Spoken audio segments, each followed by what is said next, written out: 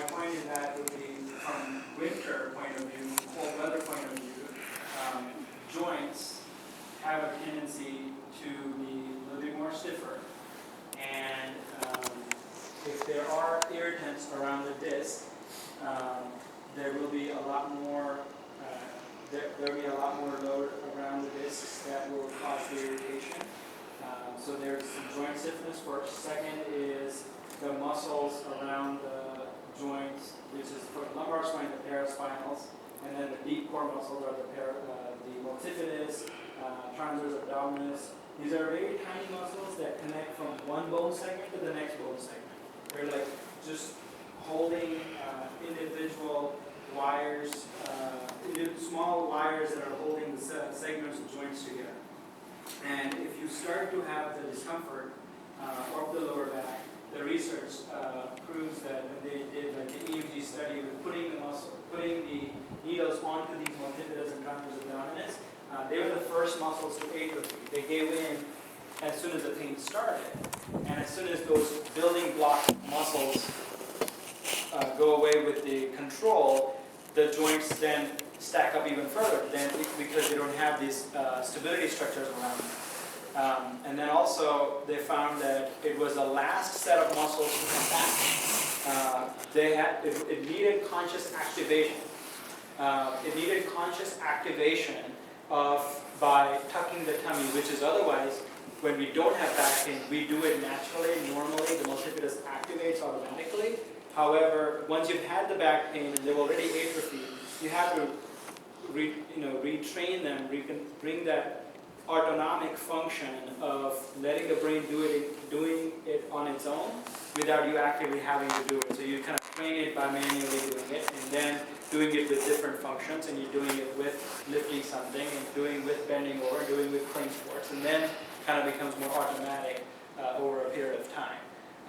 So anything that you... Yeah, and I think as we talked about, say, acute versus chronic, so a situation where that's gone on for long, we know that the multifidus is very likely not firing properly, so we'd be quick to go into strengthening or stability exercises, where with someone that has no history of back pain, that bent over and felt a pull, I wouldn't have them start doing strengthening exercises right away, because we know that it's not that the multifidus is kind of weak or not firing, it's that it was just an overload of that tissue. And it also would probably impact our decision making, or the person's decision making, with whether to use ice or heat as well. That's a good point. Yeah. So acute, I recommend using ice. Again, conflicting researches, they one way or another, but more often than not, if you have swelling, if it is new and if it hurts, like a lot of intensity of discomfort, redness, ice works well. The theory behind is it has the ability to shrink vessels. It can push fluid away from that area. It can numb the area well. And so acute nature, ice has a better tendency. Heat works well in the chronic conditions because by the time you get to the stage of chronicity, the blood circulation or the healing component of how we have these healing stimulants in an area that gets injured, they all are trying to get back to normal in a way that the tissue where the injury was, the body is trying to not keep it in an alarm system the whole time. It's trying to normalize and redistribute the body. Cytokines and the monocytes, they come in for help. Normalize for other parts of the body if there is an emergency situation or fight or flight response. And so by the time you reach to the chronicity, the healing is already halted, slowed down. And heat has the ability to bring in those healing receptors and blood cells and blood in general, warmth, to help continue to bring the attention to that body area that, okay, we still have discomfort and still have pain. Yes, the body has just tried to just get over it or move on with that issue because you've had it now for so long, but there's still need for healing because there's discomfort, there's pain. So heat has a tendency to help better in this stage. Any questions there? You know, it's gonna be some. Curious, if you've had it for a while, have you been doing cold compresses or anything like that? I had tended to alternate ice for about 20 minutes with the heat back and forth, which may have been counterproductive. No, there's a contrast therapy. This is also therapeutic. And at times to restart, almost like jumper cables or almost like the shock CPR systems to reactivate the heart.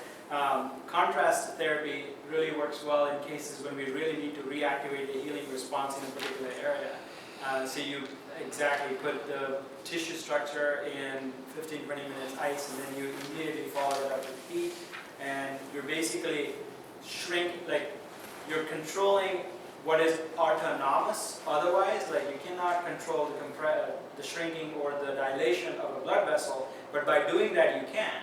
Manually you're shrinking the blood vessel, and then by putting the heat you're dilating it. So you're basically, changing the diameter of your blood vessel and helping a response of the body in that area. So yeah, there's value there. Question? Any other questions?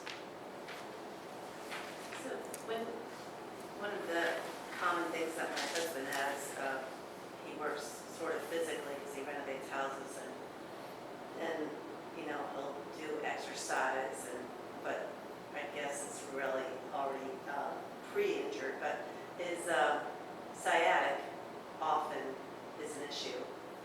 And, he does massage monthly, but what else can be done when you're sciatic? I mean, even with tennis, a lot of times your sciatic can be an issue, and Say, stretching. depends on the reason. So you can develop sciatic, I would say it can be a broad base. I'll try to narrow my answer as much as possible, but it depends a lot on the reason. So if sciatic can come because of bulging or rupture or herniation of those discs that then cause encroachment or pinching on there. It can happen because of flattening or degeneration of those discs. It can happen because of narrowing of the canal. So it really depends on the why more than anything. Yes, so you need an x-ray to know, really. Not necessarily. We do a lot of different special tests that look at that. So, like for example, and one thing that can happen is if you get really, say, tight in your hip flexors. So our hip flexors go from the front of our femur up into our spine. So their main role is to lift up here. But again, going back to that closed chain, when my foot's on the ground, it's not going to necessarily lift my foot up, it's going to pull my hips forward, which can cause compression through there. So someone that, this would probably apply to him, but someone that sits a lot that then develops sciatica because of really significant tightness in their hip flexors that causes a positional fall.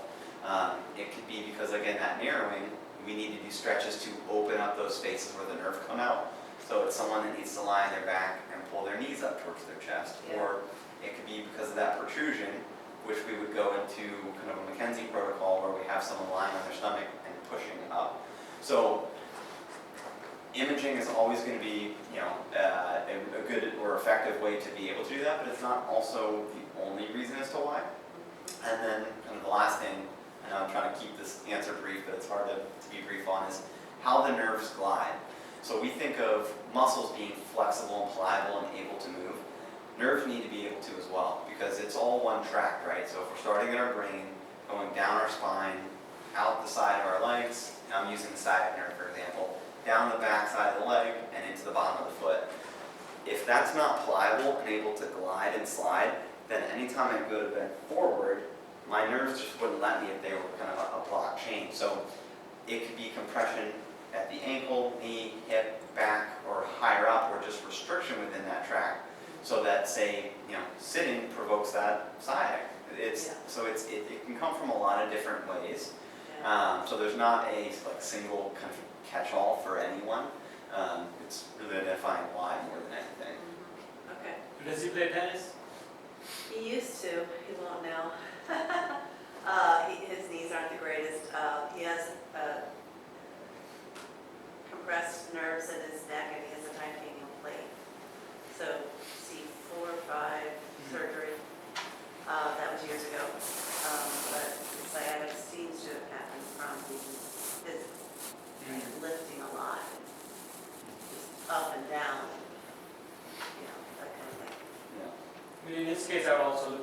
hamstring length.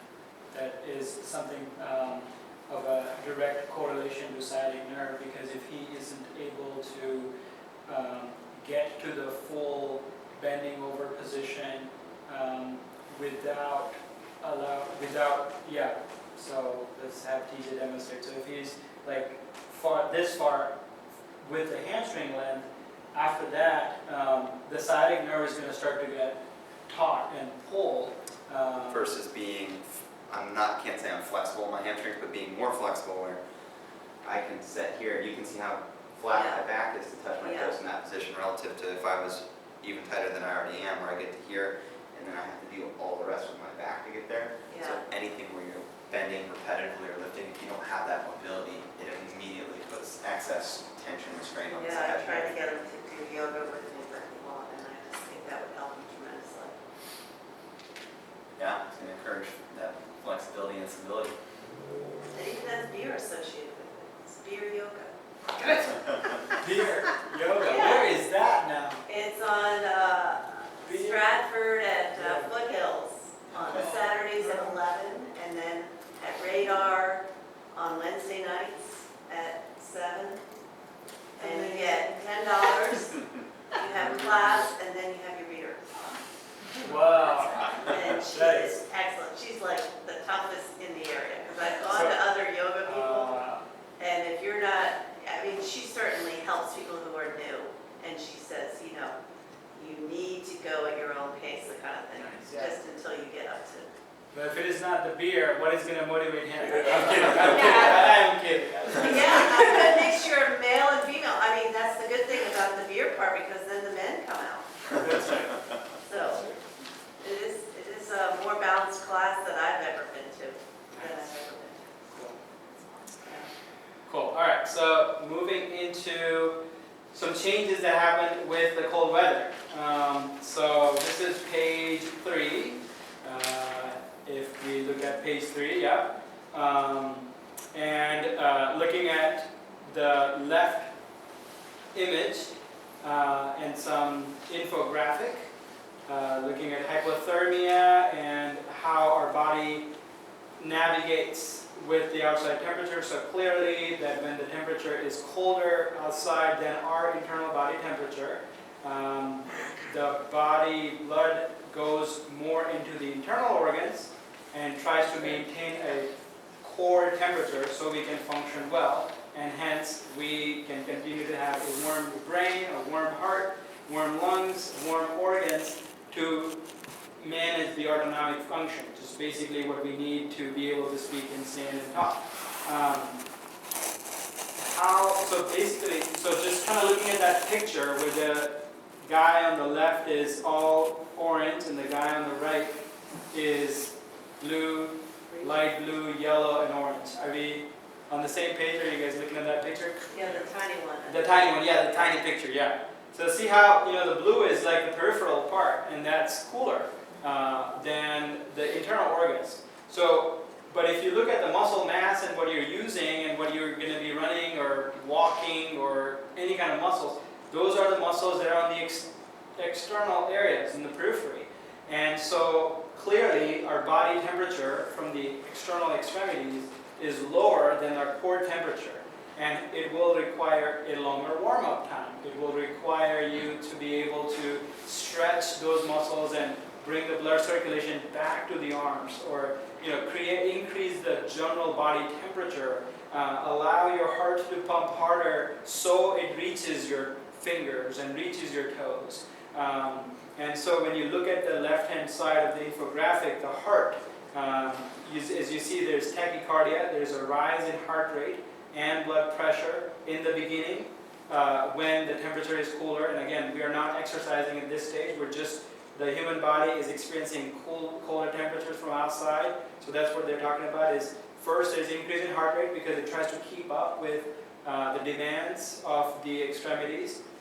After the temperature outside is getting colder and colder, and the body is now struggling to keep up with with keeping the blood in the extremities. Hence, it goes into bradycardia, which is slowing of heart rate, where the defense mechanisms become ineffective and the heart rate slows down.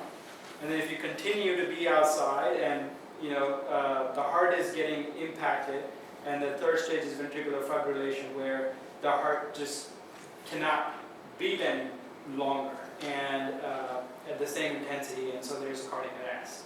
And which, if you look at the epidemiology and winter weather, there's a lot more heart conditions that erupt, or if there is a baseline heart condition, it shows up in situations when you're colder weather and you have to exert, which is snow shoveling and plowing and all those instances.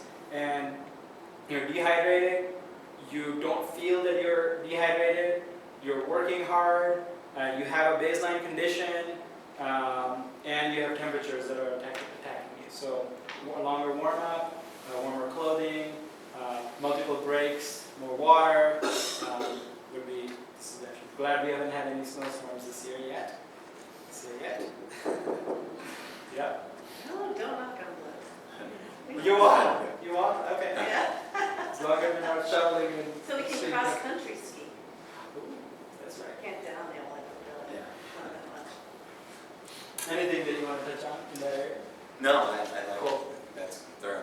Yeah, and some more opportunities. We want to respect everyone's time, but some more tips for working out in colder weather. On the right-hand side picture, stronger clothing, outdoor shoe, layers, stay hydrated, keep your core warm, cover your skin, cover your ears, visible, wear reflective clothing, darker times happen early, and then winter sun is strong, wear sunglasses and cover exposed skin.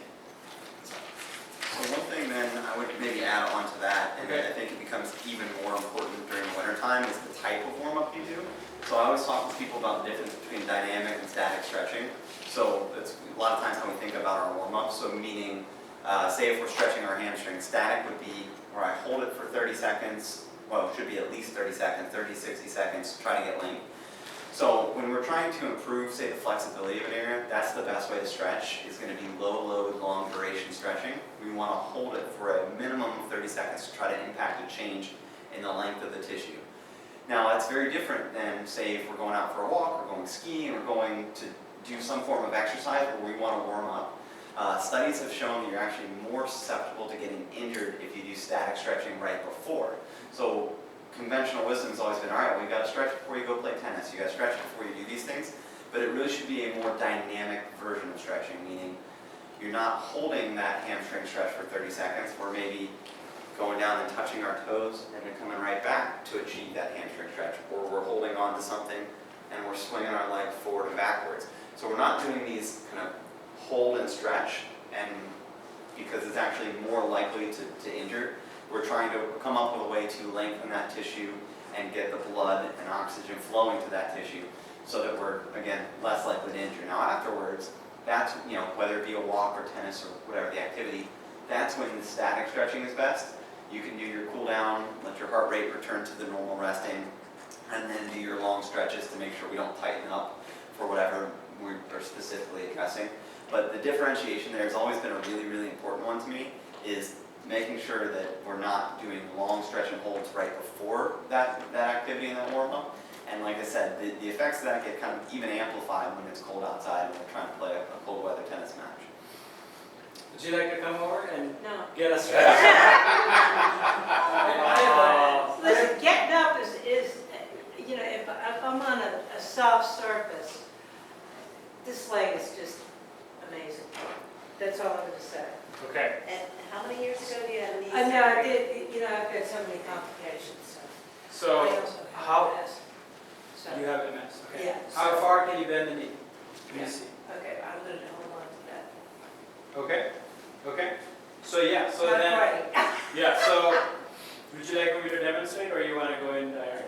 Why don't you demonstrate it, Okay. and I'll see if I want to play. So I'm gonna have you on your back, or this is how you would do it at home if you were to. And so static stretch is what I'm gonna demonstrate right now. where you are on the edge of the bed. You can almost, allow yourself to feel more stable, safe on the upper body, and the lower body is more outside. And then from here, you let the leg dangle on the edge. And then by this time, you would probably already have some stretch on the hip flexors and some Right. quads.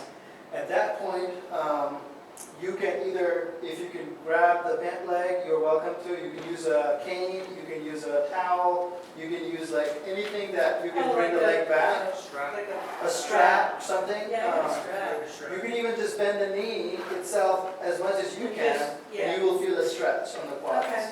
So, And since I'll be on the other side doing this with this leg, they're not gonna watch. well, I would put your head that way, and the Oh, legs are that's gonna, this is, I'm gonna come up with I'm ways. you. But I have my other way, okay. Whatever's comfortable, right? Well, this is well beyond just the quad too, right? Because you're getting that whole head flexor TJ was Yeah, talking about earlier, right? Keep this leg bent. It's a much more comprehensive sort of stretch than Yeah, just like talking quad about. bend. Oh, like this? Like just. Oh, like that, Yeah. okay. So that would be for, to keep the I back didn't see flat. that part on you. Oh, sorry. Never mind. And then do you feel the stretch there already, or not yet? Not yet. Okay, okay, so then, yeah, so were you pulling out? I just don't have one, I have a computer charger if you'd like that. No. So basically, You can push it, yeah. we're basically just trying to, pull the leg back like that. Okay. You can stop now. Does that Well, cause it's discomfort? slow impact. No, no, Yeah. it's You know, this, right, it's, yeah.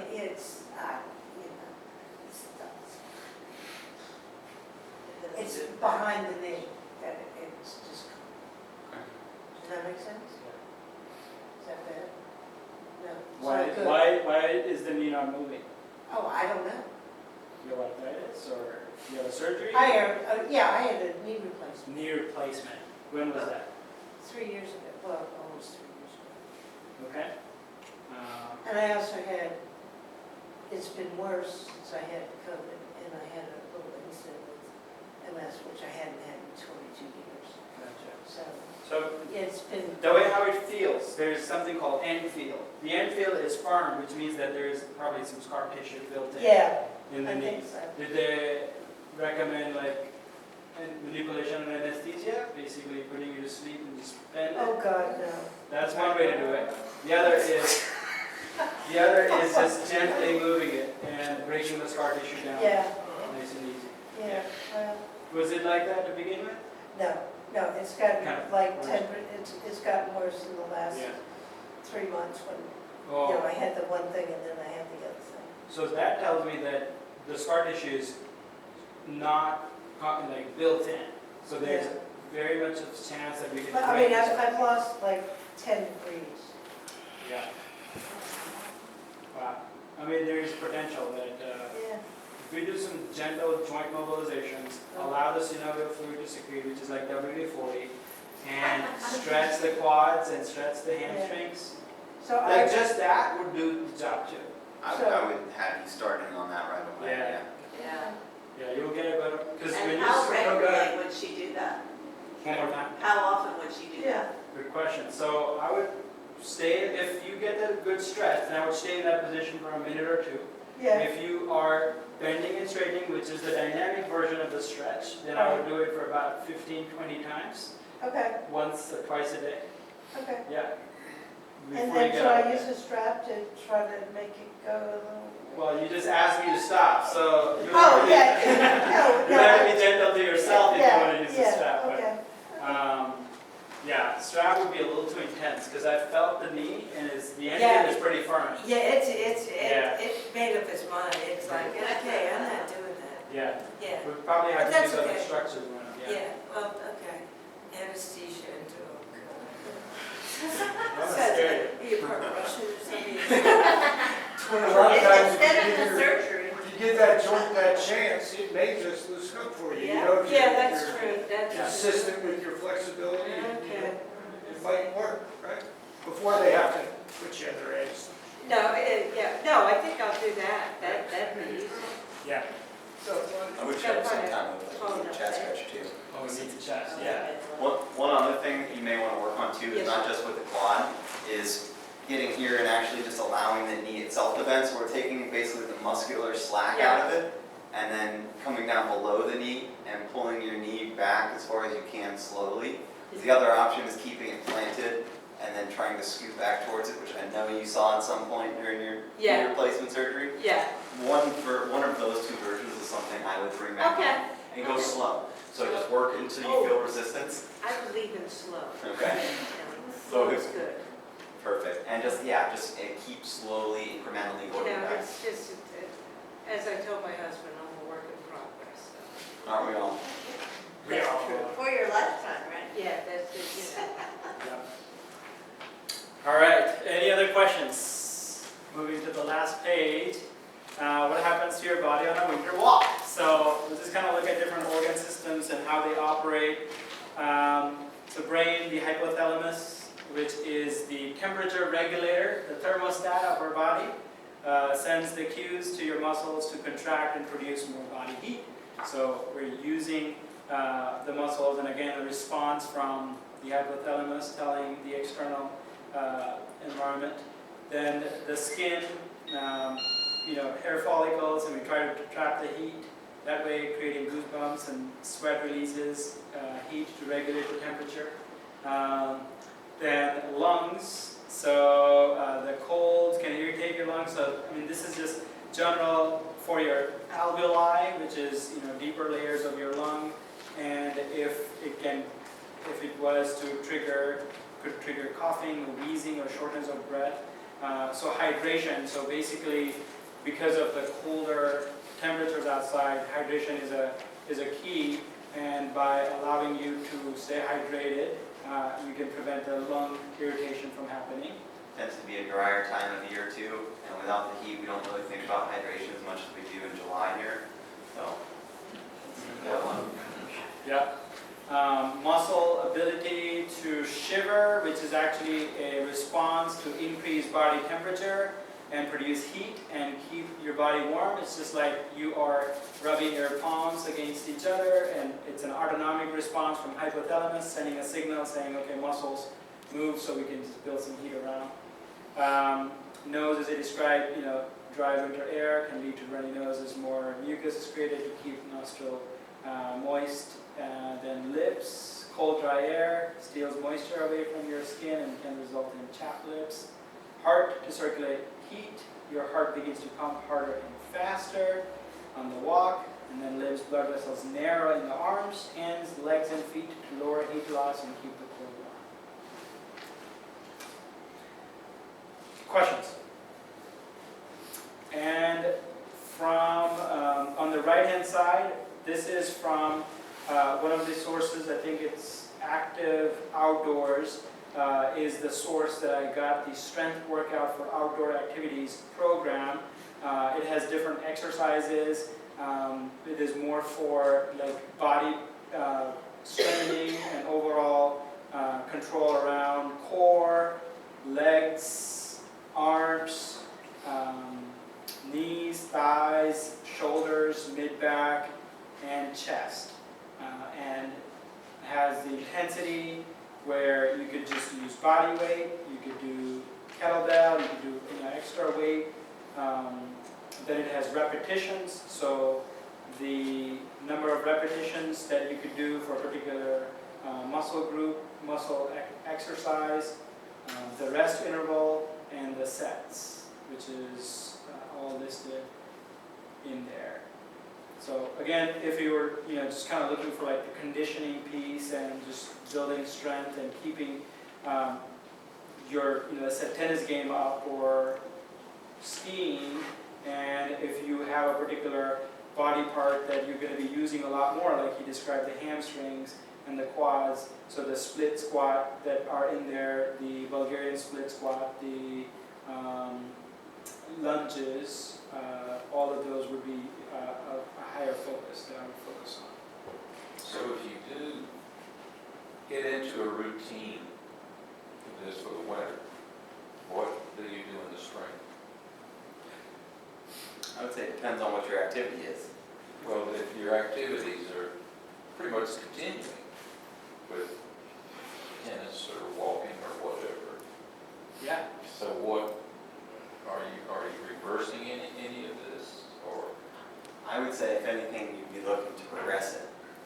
So, I think we come at it from the mindset that during the winter, people tend to kind of shut things down and not do as much. So therefore, kind of implementing things to kind of maintain throughout a more dormant period. But if you're able to do that, come spring, my idea would be progression. Yeah, not just keeping it up, but progression. And it's going to look different for each individual, what people's needs are. But I think we probably both have progressive mindsets in the sense that if you're able to kind of adhere through that, looking to kind of build on what you can build from there. And each year we age, our bodies are different. Each year our capacities are different. And it could possibly be that the previous spring, your capacity that you have explored, and I'm not saying that with aging that your capacity only decreases, but how much you've explored your body capacity so far in life. And so if you've explored, let's say 80% of it, and during the winter month that you find yourself in a good routine and are stronger, then coming spring you might be able to explore 90% of your body capacity, which could be that you are playing, at a different level in tennis, or you are able to lift higher weights by that time, or doing a new activity that you didn't know that your body could handle, and now you're ready for doing. Walk the park course backwards. What is a Bulgarian split squat? Bulgarian split squat is it's a single leg squat. You use a stable surface where you can put one leg back behind, and you're not necessarily loading the leg too much. You're basically loading all the weight on the front leg, and so I'm going to add a little bit of distance there. And then, so that's the split version. This creates the nature of the Bulgarian. It's just the name of I think either the country or the scientist who discovered it, but that would be the Bulgarian split squat. With a variation being that you could hold on to bands or a countertop in front for added balance as well. Oh, there you go. Or another chair in front, so, yeah. Well, the little stretch thing down in the workout room, there's something you can sit on, and there's handles on it. Yeah. And one of the moves is to put your leg back in that Bulgarian splits and go down. Nice. So, That's but good for that, yeah. It has, a band around your hand, both your hands, while you're holding, so that you're safer. So, it's off to the right back of the room. I won't be doing that. If you have some support, it's actually very safe and functional, and it feels good, right? Yeah. It feels Oh, good. it feels great. It feels It's holding great. If you have the right stable, and support and you feel safe, and you're Take not that thing scared. back, it's right on your lower back. Yeah. No, really.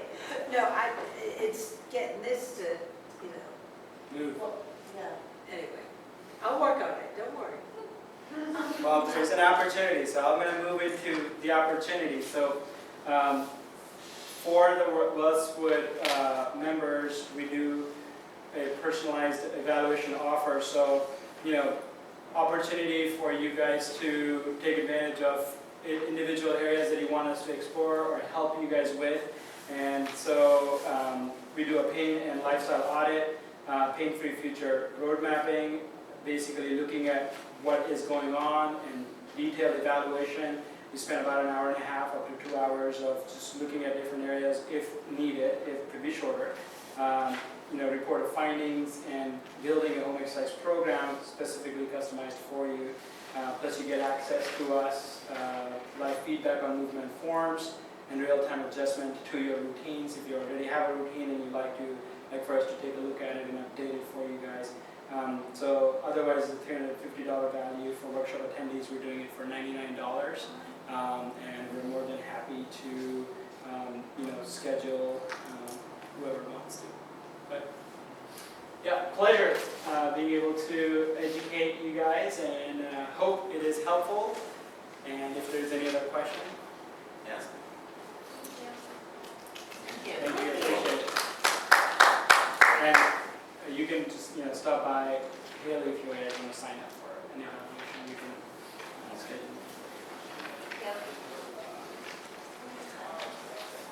So G, it's ALSUP, right? It is. Okay, yeah, I want to be known there. Nice to meet you.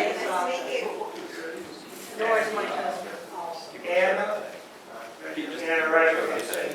You said you live near Miller Park, right? Sign up for the $99. Yeah. How have you been? Oh, Oh, because I'll be doing a No, class I there. would like to Like I stay. said, Cheryl, Jane. Absolutely.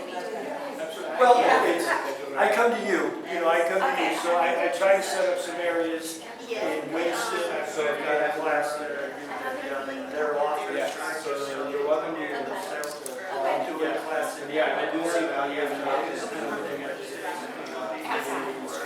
No, it's inside their facility. It's inside their facility, it's in Miller Park. What about I don't know, I just,